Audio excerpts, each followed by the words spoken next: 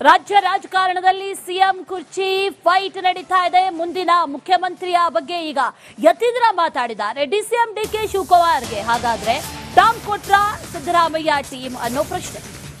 ಯತೀಂದ್ರ ಈಗ ಇದೇ ವಿಚಾರದ ಬಗ್ಗೆ ಮಾತಾಡಿದ್ದಾರೆ, ಸ್ಟೇಟ್ಮೆಂಟ್ ಕೊಟ್ಟಿದ್ದಾರೆ.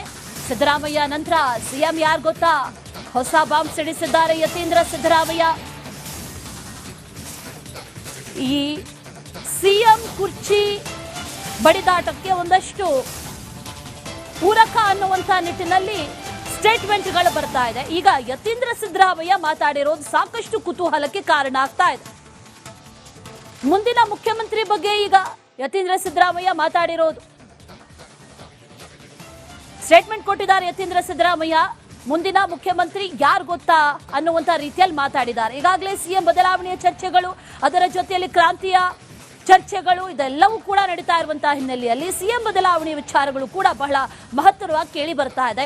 ಅದೇ ನಿಟ್ಟಿನಲ್ಲಿ ಯತೀಂದ್ರ ಸಿದ್ದರಾಮಯ್ಯ ಕೂಡ ಅದೇ ವಿಚಾರದ ಬಗ್ಗೆ ಒಂದಷ್ಟು ಸೂಚನೆ ಅನ್ನುವಂತಹ ರೀತಿಯಲ್ಲಿ ಮಾತಾಡಿದ್ದಾರೆ, ಸೂಚ್ಯವಾಗಿ ಮಾತಾಡಿದ್ದಾರೆ.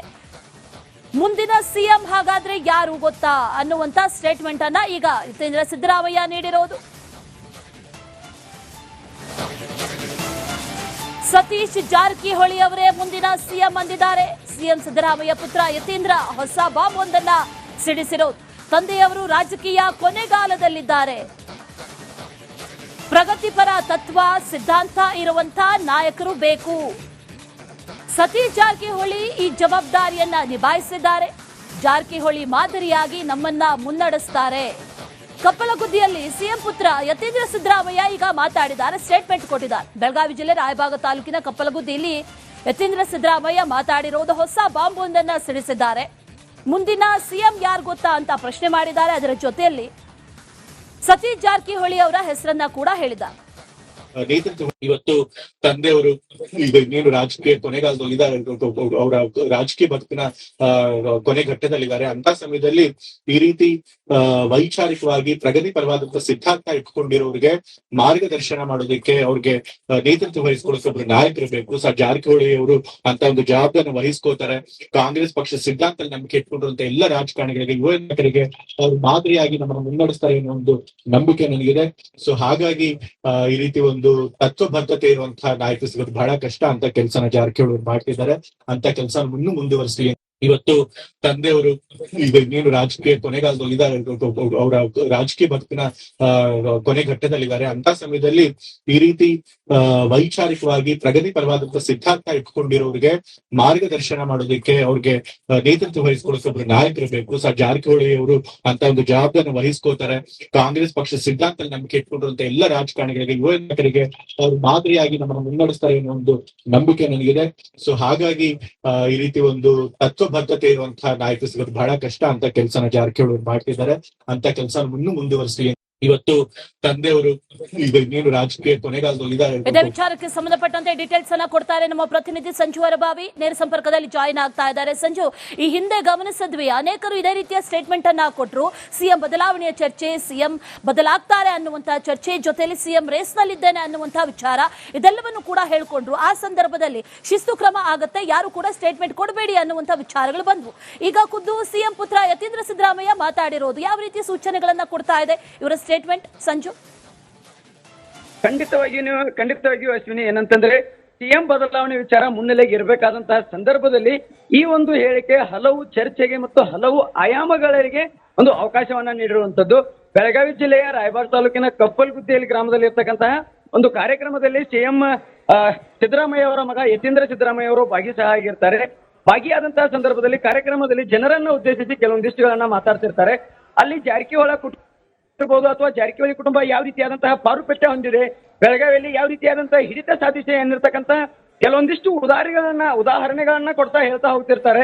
ಆ ಸಂದರ್ಭದಲ್ಲಿಯೂ ಸಹ ಹೇಳ್ತಾರೆ, ನಮ್ಮ ತಂದೆಯವರು ರಾಜಕೀಯವಾಗಿ ಕೊನೆಯ ಘಟ್ಟಕ್ಕೆ ಬಂದಿರುವಂತದ್ದು, ಅವರು ಕೊನೆಯ ಗಾಲದಲ್ಲಿರುವಂತದ್ದು. ಇನ್ನು ಮುಂದೆ ಏನಾದರೂ ಅಂದ್ರೆ ಕಾಂಗ್ರೆಸ್ ಪಕ್ಷದಲ್ಲಿ ಆಗಿರ್ಬೋದು ಅಥವಾ ಕರ್ನಾಟಕಕ್ಕೆ ಏನಾದ್ರು ಒಬ್ಬ ಸಿಎಂ ಆಗುವಂತಹ ಏನಾದ್ರು ಇದ್ರೆ ಅದು ಜಾರಕಿಹೊಳಿ ಕುಟುಂಬದ ಸತೀಶ್ ಜಾರಕಿಹೊಳಿ ಅವ್ರಿಗೆ ಮಾತ್ರ ಸಿಎಂ ಆಗಬಹುದು. ಪ್ರತಿಯೊಂದು ವಿಚಾರದಲ್ಲಿಯೂ ಸಹ ಅವರಿಗೆ ಅಂತಂದ್ರೆ ತತ್ವ ಸಿದ್ಧಾಂತಗಳಾಗಿರ್ಬೋದು ಅಥವಾ ಇನ್ನುಳಿದಂತೆ ಏನು ಅವರು ಎಲ್ಲ ಜನರನ್ನ ಒಗ್ಗಟ್ಟಾಗಿ ಕರ್ಕೊಂಡು ಹೋಗೋದಾಗಿರ್ಬೋದು, ಈ ಎಲ್ಲ ವಿಚಾರಗಳನ್ನ ಸಹ ಅವರಲ್ಲಿದೆ. ಹೀಗಾಗಿ ಕರ್ನಾಟಕ ಜನತೆಯನ್ನಾಗಿರ್ಬೋದು ಅಥವಾ ಕಾಂಗ್ರೆಸ್ ಸರ್ಕಾರವನ್ನ, ಕಾಂಗ್ರೆಸ್ ಪಕ್ಷವನ್ನ ಚೆನ್ನಾಗಿ ಮುನ್ನಡೆಸ್ಕೊಂಡು ಹೋಗುವಂತಹ ಪ್ರತಿಯೊಂದು ಸಹ ಗುಣಗಳು ಅವರಲ್ಲಿರೋದ್ರಿಂದ ಸತೀಶ್ ಜಾರಕಿಹೊಳಿ ಅವರು ಏನೋ ಸಿಎಂ ಆಗ್ತಾರೆ ಎನ್ನುವಂತಹ ಏನೋ ಹೊಸ ಬಾಂಬ್ ಸಿಡಿಸಿರುವುದು, ಈ ಒಂದು ಬಾಂಬ್ ಸಾರ್ವಜನಿಕ ವಲಯದಲ್ಲಿಯೂ ಸಹ ಹಲವಾರು ಚರ್ಚೆಗಳನ್ನ ಹುಟ್ಟಾಕಿರುವಂತದ್ದು. ಅಶ್ವಿನಿ,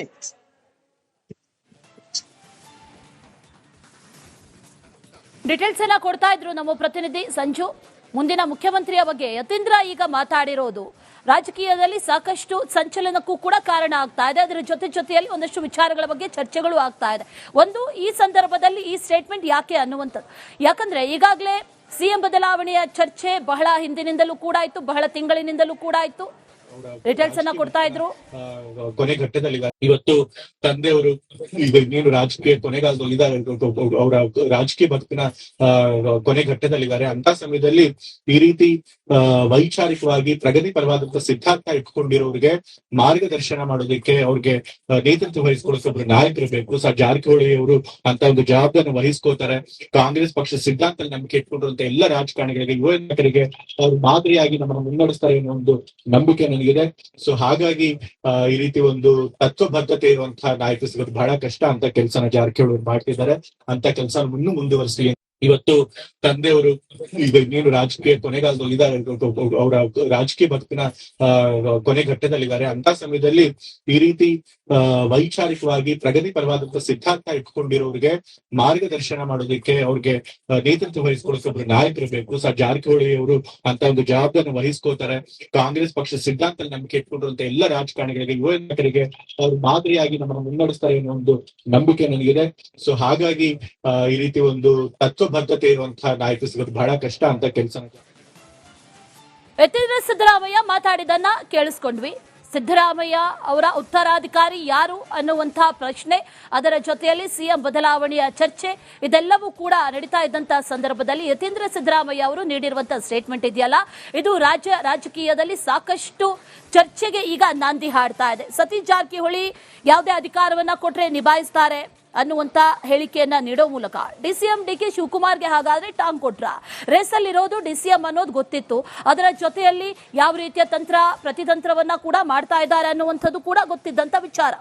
ಈಗ ಜಾರಕಿಹೊಳಿ ನಾಯಕತ್ವಕ್ಕೆ ಜೈಕಾರ ಹಾಕಿರೋದಿದೆಯಲ್ಲ ಯತೀಂದ್ರ ಸಿದ್ದರಾಮಯ್ಯ, ಇದು ಒಂದು ರೀತಿಯಲ್ಲಿ ಸಂಚಲನವನ್ನ ಮೂಡಿಸಿರುವುದು. ಹೊಸ ಬಾಂಬ್ ಒಂದನ್ನ ಸಿಡಿಸಿದ್ದಾರೆ. ಮತ್ತೊಂದು ಹೆಸರು, ಮತ್ತೊಂದು ಅಭ್ಯರ್ಥಿಯನ್ನ ಸಿಎಂ ಅಭ್ಯರ್ಥಿ, ಮುಂದಿನ ಸಿಎಂ ಅನ್ನುವಂಥ ನಿಟ್ಟಿನಲ್ಲಿ ಹೇಳಿರೋದು, ಹೇಳಿಕೆಯನ್ನ ಕೊಟ್ಟಿರೋದು ಈಗ ಸಾಕಷ್ಟು ಚರ್ಚೆಗಳಿಗೂ ಕೂಡ ಕಾರಣ ಆಗ್ತಾ ಇದೆ. ಅದರ ಜೊತೆಯಲ್ಲಿ ಒಂದಷ್ಟು ಚರ್ಚೆಗಳು ಕೂಡ ಹುಟ್ಟಿಕೊಳ್ತಾ ಇದೆ.